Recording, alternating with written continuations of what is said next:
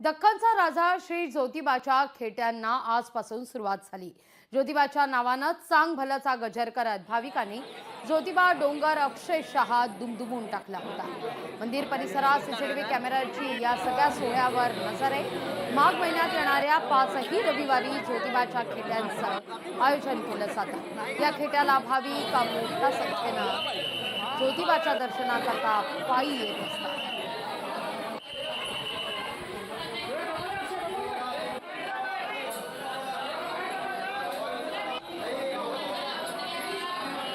कोल्हापूरपासून 14 kilometre असणारं श्री केदारलिंग ज्योतिबा मंदिर याचा आज पहिला खेटा आहे।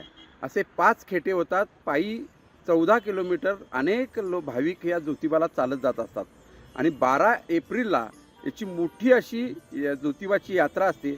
आंध्र प्रदेश, महाराष्ट्र, कर्नाटक यातनं लाखो भाविक ह्या ज्योतिबा देवाचं दर्शन घ्यायला येतात। फार मोठी यात्रा असते। त्याचा हा आजचा पहिला खेटा आहे। असे 5 खेटे नित्यनेमानं सालाबाद प्रमाणे होत असतात। ज्योतिबाच्या नावानं चांगभलं।